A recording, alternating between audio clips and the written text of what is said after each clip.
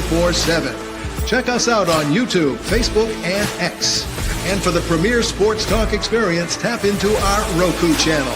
Start your mornings with Mac and Jack covering all the weekend sports action. Then pour a cup and enjoy all the sports you can drink on the Coffee and Sports podcast. At midday, talk sports from east to west on the Coast to Coast podcast.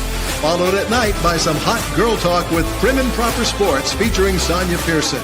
Talk boxing on the Gloved Fist. Yankee fans tune in for Start Spreading the News. And there's more on the College Sports Huddle and Sports Scope with Robert Butler. And that's just a sampling. There are 20 podcasts in all and 70 weekly shows giving us a 3.4-star viewer rating. To find us on Roku TV, search for National Streaming Sports on the Roku search bar.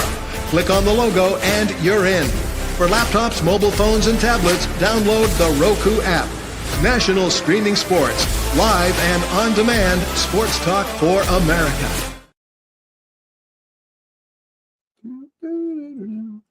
Yeah, let's go down here. Where am I at here? Assets. Football season is here, and SeatGeek is my go-to for buying tickets. Now, with SeatGeek, every single ticket is backed with their buyer guarantee. We've all had plans change, and when you can't make it to the big game, SeatGeek has you covered. They're the only ticketer that allows you to return your tickets ahead of the event for credit with SeatGeek swaps. So when things come up, I know that my tickets won't go to waste. So what are you waiting for? Download the SeatGeek app to maximize your possibilities and shop live events.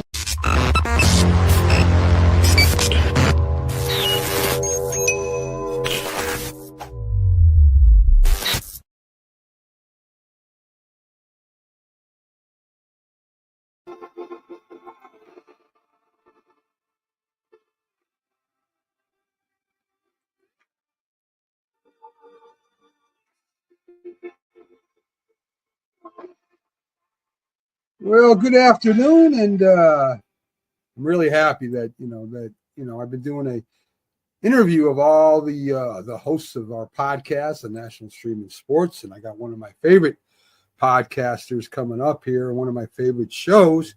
Even though I got the name wrong, I think One on One was a podcast he might have been on before. I'm not sure, but I'm going to bring Nate Schmidt up here. One of the better shows on here. Does a lot of college football for us. So let's bring him up and start talking a little bit with Nate and see what's going on. How you doing, Nate?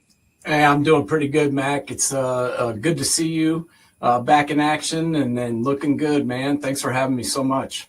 No problem. I know, Man Coverage. That's right. That's the name of your show. Were you ever on were you on part of a show, One on One, also?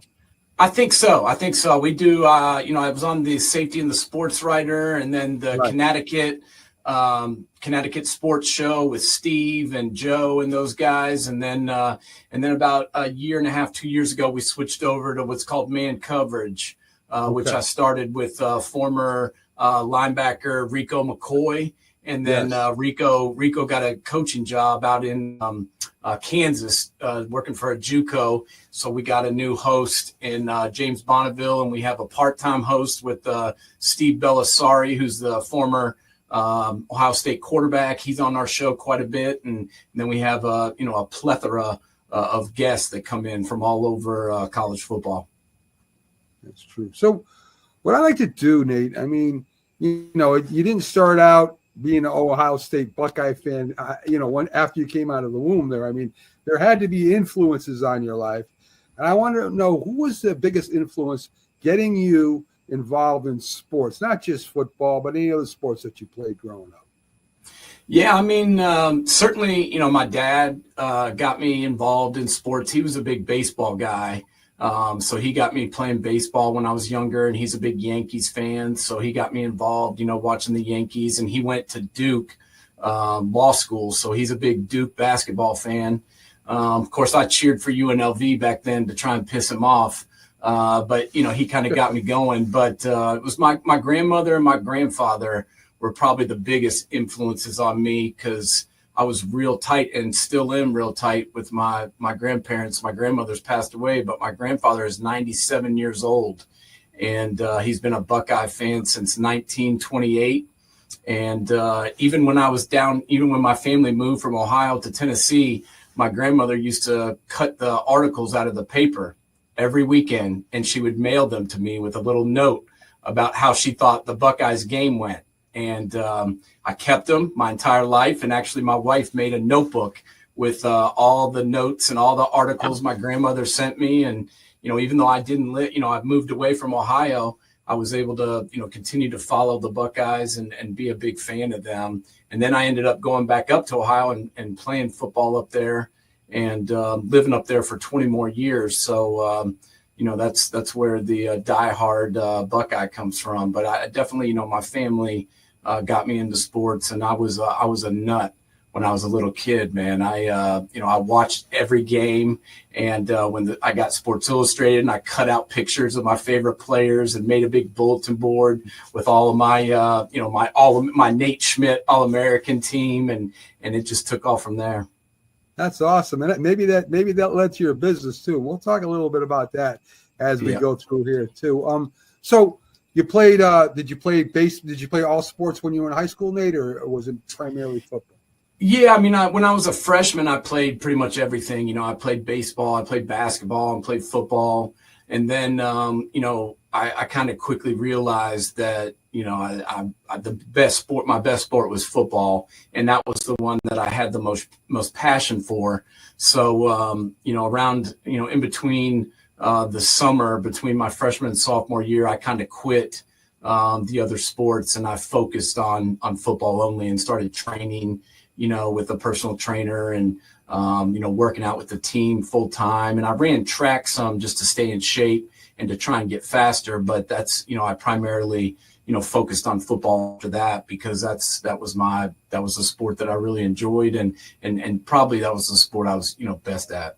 Yeah. So you were a defensive back in high school. Did that carry on further for you? Yeah. I was a defensive back. I played strong safety, kind of shamrock. We call it the shamrock position. It's kind of like, strong side linebacker, strong safety kind of guy, and played on offense as well. I mean, I never came off the field in high school, but I was probably best at defense. And then I played in college at Ohio Wesleyan University. Ohio State was not calling me for recruiting. I wasn't that good, but I was good enough to play in college, and I wanted to keep going. So I moved back up to Ohio and played up at Wesleyan, which is where I had a legacy. My uncle, my dad's brother, was a big star at Ohio Wesleyan, and is in the record books up there. He was a fullback back in the day, and I went and played with my cousin, his son, who was like a brother to me, and we played together at Ohio Wesleyan. He was a running back, and I was a strong safety, and so it was worked out pretty good, and I loved it.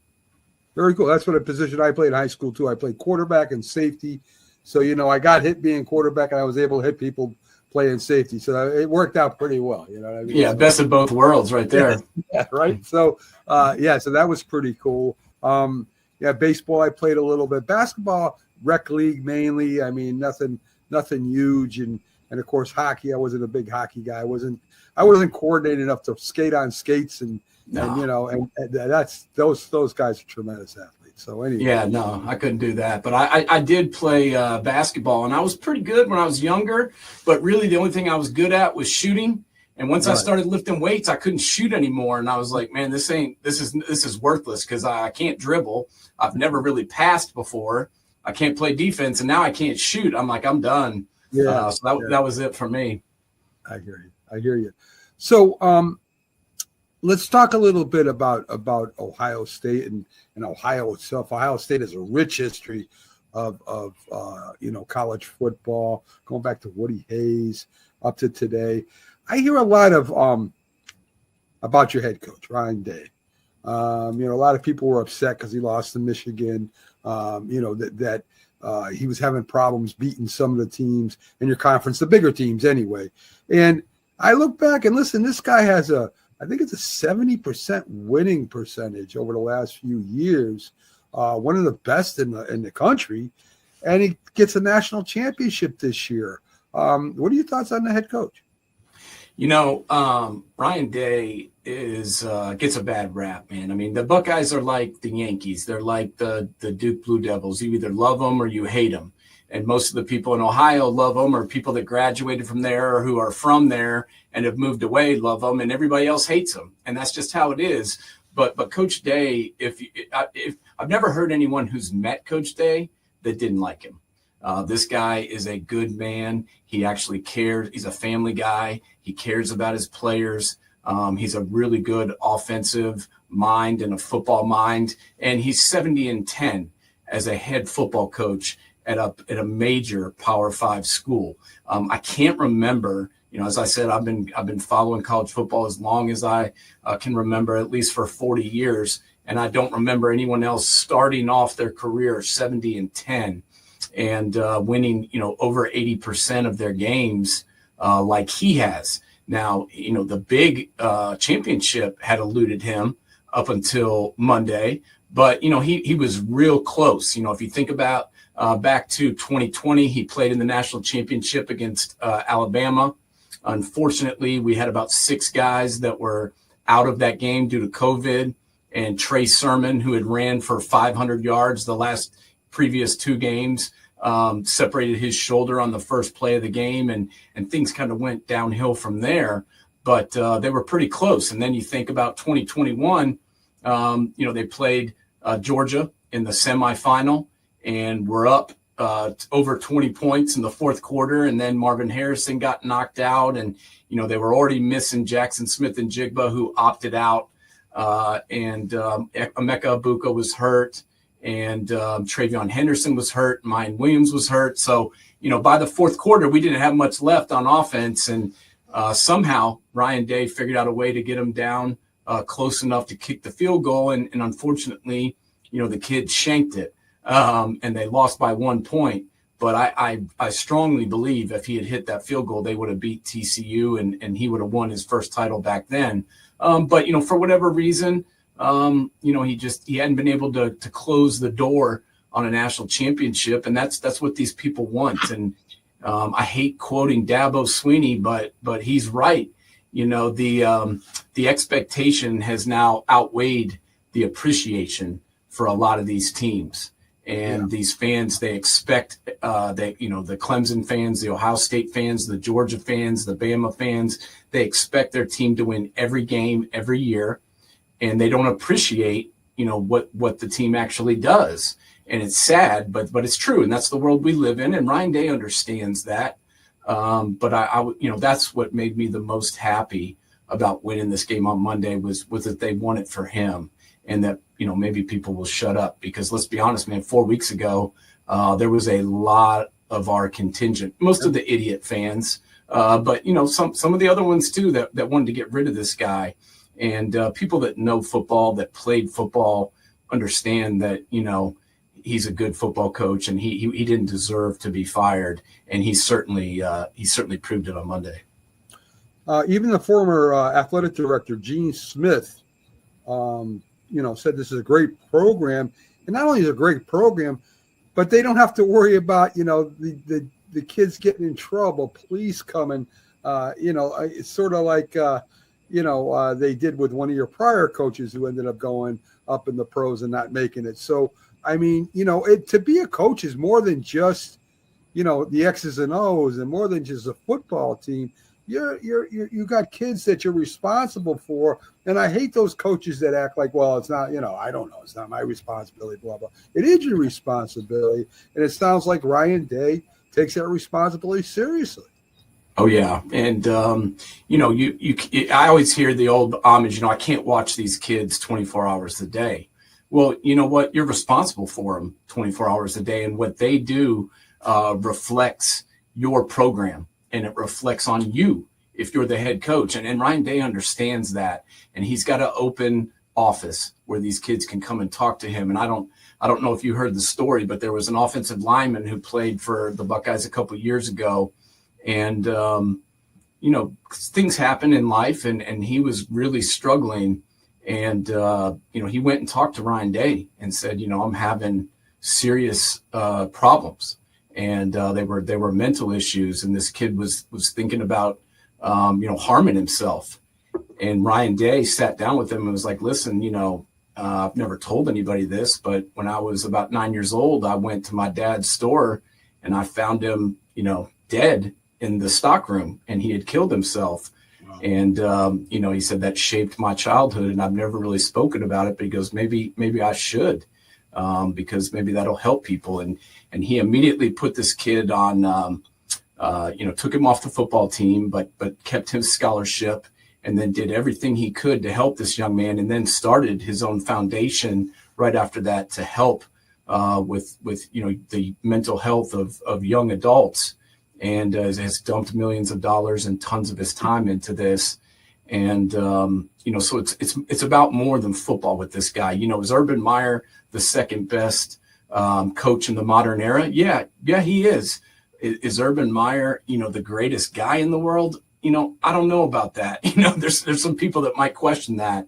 But Ryan Day is legit. And, I've met him personally, and I know guys that have played for him and that, have been really close to the program. And this guy gets it. He cares about more than just football. Obviously, he's judged by wins and losses, and he knows that more than anyone. But, he cares about these guys on and off the field. Nate, I'm a huge Notre Dame fan. Bennett since Joe Theismann. That's how far back I go with the Notre Dame Fighting Irish. Okay. We still haven't won the big one in I don't know how many years now. I heard a lot of people saying, well, Ohio State has $20 million in NIL funds. That's why they beat Notre Dame. But if you look at Notre Dame, Ohio State's third in the country. Notre Dame's seventh. Notre Dame has NIL money too. So I'm looking for Notre Dame next year with a lot of starters coming back. They got 6 starters that were injured that will play next year. The quarterback's coming back. I think they're going to have a real good team again next year, right? And you probably get some people that go to Notre Dame because they went to the national championship. So I think they're going to be good again next year. I think they got a good coach over there too. I think Marcus Freeman is a good coach. So I'm not worried about Notre Dame, but enough with the excuses. You got beat by a better team that day, and that's all it was. And I love your rookie wide receiver. I love him. He's going to be a future star in the league. I know he's got to spend 2 more years with Ohio State. But wow. God, I hope so. I hope he sticks around because he is absolutely legit. But yeah, the Notre Dame has got the right guy in charge. Marcus, played for Ohio State. He coached at Ohio State. He's a guy that gets it. I don't know if you saw, but when Brian Kelly announced he was leaving, they did the full coaching search. A lot of the players went to the athletic director and said, listen, we want to play for Coach Freeman. We want him to be promoted. And they were kind of hesitant at first to do it. But then, the day came where they made the decision behind closed doors. They selected Freeman. They got the whole team together. And they said, guys, we want to introduce you to the whole coach. I don't know if you've seen this video, but you need to watch it. The door opens and Freeman walks in the room and the place explodes because these kids were so excited that he was getting that opportunity and that they were getting that opportunity to play for him. And you could see it on the field in this playoff. They probably beat some teams that maybe, they weren't as talented as because they believed in the scheme. They believed in the plan that their coach laid out. And they gave their all, which is what you're supposed to do for Notre Dame, give your all for the Irish. And they did. But I think they're going to be set, man. He's recruiting at a high level.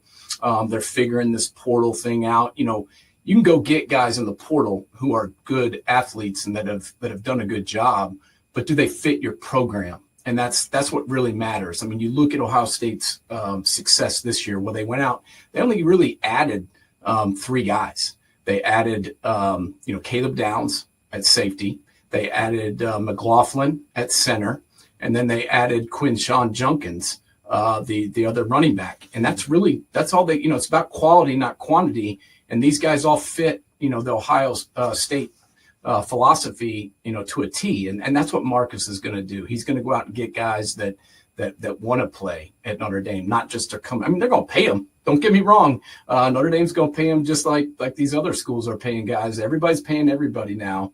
And a lot of schools were paying him before, as we know.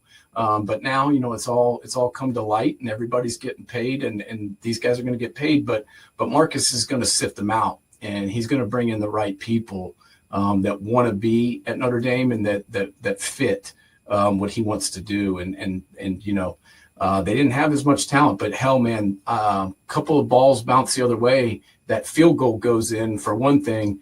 They could have come back and won that game. I mean, it was 8 points, and they were knocking on the door, and I was nervous as hell because they fought their way back. They got down, they were down by 3 scores, and they came right back to the 1-score game and cut it to 8 because these guys never even thought about quitting, and that comes straight from the head coach.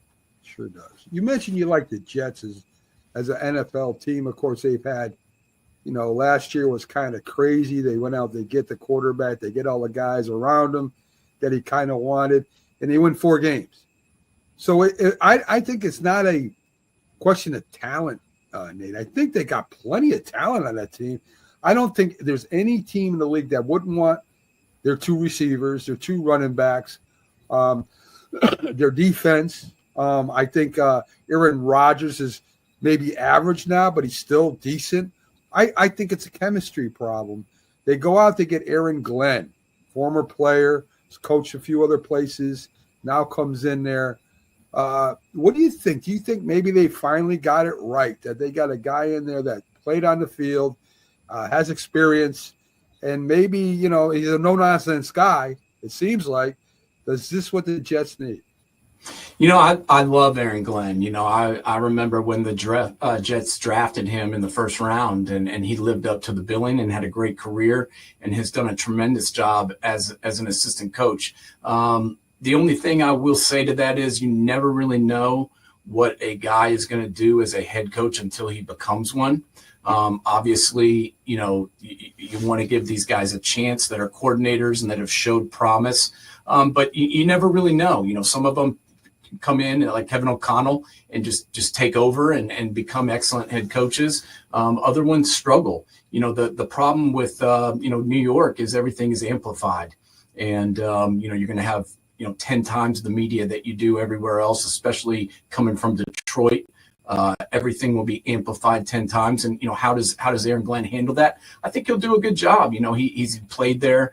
He coached there. He was a scout for the Jets. So I think he understands how it works. And, I think he'll get it right. Everything starts at the top. And that's been the issue with the Jets is, they've been mismanaged from the top down, in my opinion. Firing Robert Saleh in the middle of the season was an absolute joke.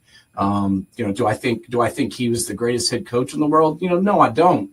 But their defense just took a nosedive as soon as they kicked him out the door. So I don't think that was a great move. And I think Woody Johnson is somewhat clueless when it comes to, running an NFL franchise in the way it's supposed to be run. So hopefully he'll be a little bit hands off. Hopefully Aaron will have some input on who they go out and get as far as the GM goes, and they get the right players in there. Aaron Rodgers actually played a lot better down the stretch.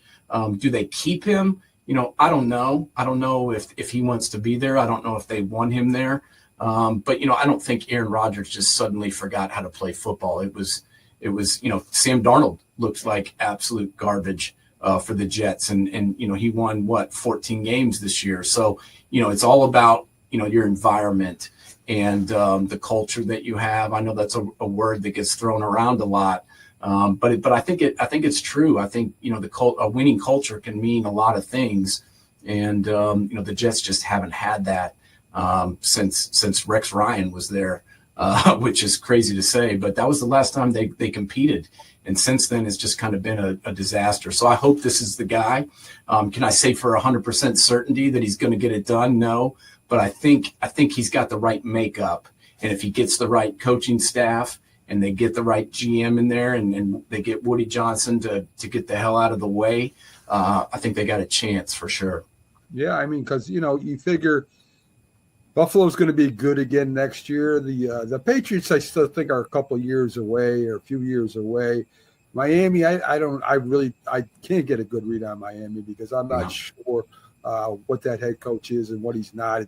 He seems a little, lacking in something. I don't know. But that leaves the Jets open to at least maybe make a run at a wild card or something if they keep the same people. Even if they get another quarterback, a veteran quarterback that Aaron Glenn likes or whatever they like, I still think they'll have a good team next year. So let's talk a little bit about your podcast history. Was Safety in the Sports Radio, was that the first one, Nate? Well, yeah, actually I started with the Connecticut Sports Guys.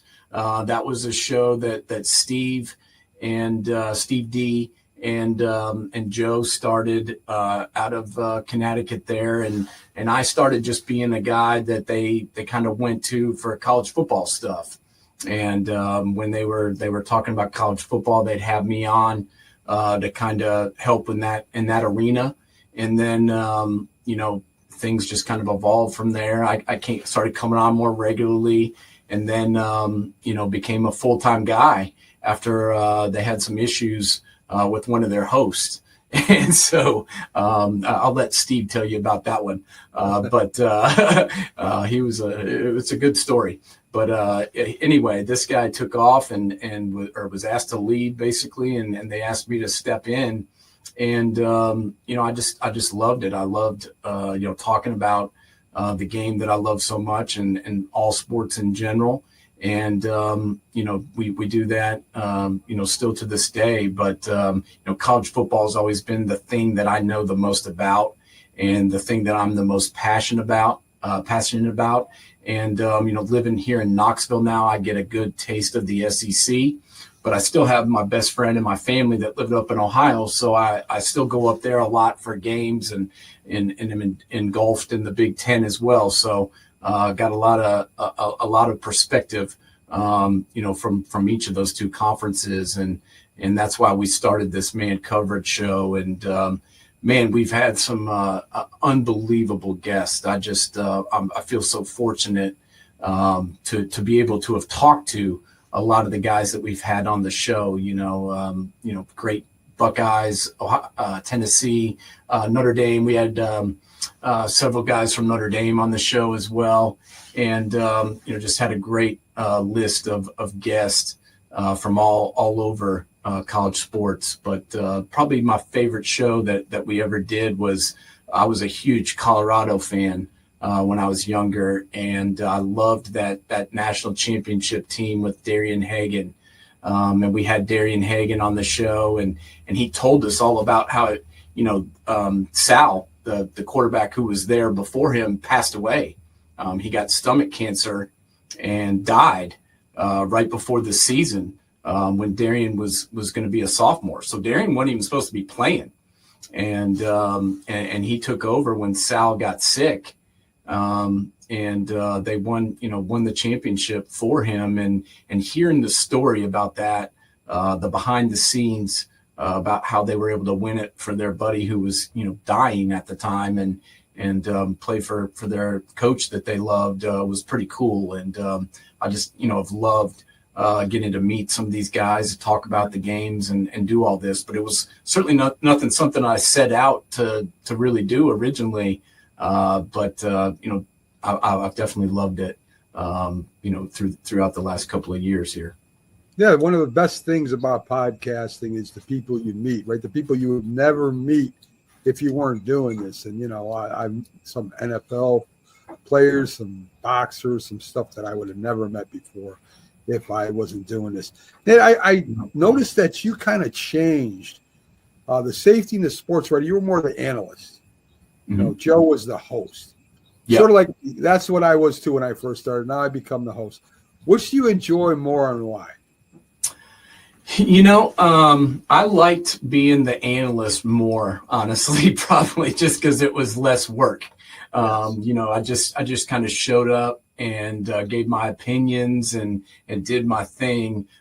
Being the host, you're kind of the producer of the show. I've got to control the commercials, the ticker at the bottom with the scores from last week, the headlines as far as, whatever we're pushing that day, whatever we're talking about. Making sure if people are in the green room, that they're ready and that I've got them ready to be pulled up. It's just a lot more responsibility, I'd say, being the host, and there's a lot more work involved in it. So I liked being the talent or the analyst, I guess, better, just because it was easier. But I like being the host too. It's cool to kind of run the ship, be the captain, I guess. But I definitely say that I enjoyed doing the analyst side of it better, just because it's easier, and you just kind of do your thing instead of having to control all these moving parts.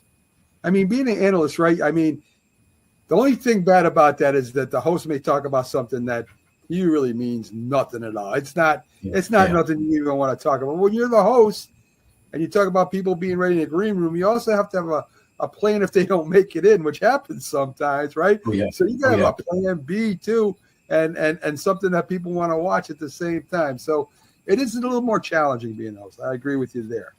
Yeah. So I see all this stuff behind you in the background there. Nate, I want to let you get a plug-in for your business. I've seen it on Facebook. We've kind of shared it every now and then. Why don't you tell the people about it that'll be viewing this later? Yeah, man. It's called Schmidt Souvenirs. I've been in business since 2002. Now I have a day job that I do 40 to 50 hours a week, but on the weekends I travel all over and do trade shows, and I primarily focus on autographed items, sports cards. My main thing is autograph cards that I deal with, and rookie cards. But also a big thing for our business is game worn jerseys. So NFL, NBA, Major League Baseball, college football. We have jerseys that were worn in games, helmets that were used in games. And that's one of the kind of differentiators for my business, as opposed to other, I call them card flippers, or people that just buy cards on eBay and then resell them, for $5 more. And I do some of that too, but I really have a differentiator in selling these game used items they're somewhat hard to find. And I get them from teams, I get them from former players, I get them at different auction houses, I pick them up all over the place, and then I keep them, I collect them, I sell them. But that's really what makes, my booth and my business stand out, is having a pretty extensive collection of game used items all across the board, balls, bats, helmets, jerseys, primarily jerseys is what we focus on. But I do trade shows all over the Midwest and the Southeast. And, we try and hit up all the ones we can. And I started up the Knoxville Card Show here in Tennessee, which we do at least twice a month, where try and move some of this stuff and get a little extra money to buy more stuff, right? Yeah, keep reinvesting into your business, right? I mean, exactly. You gotta spend money to make money, Mac. Definitely do. So one last question for you. You mentioned jerseys and that. There's got to be a jersey the worn jersey that you love, that you won't part with. That if I came in and I said, I'm gonna give you $10,000 for that jersey, you say, I ain't gonna give it to you. Yeah. There's one. There's always one, and mine is my favorite player of all time is Michael Vick. I don't know what it was about him. I guess it was, just the speed.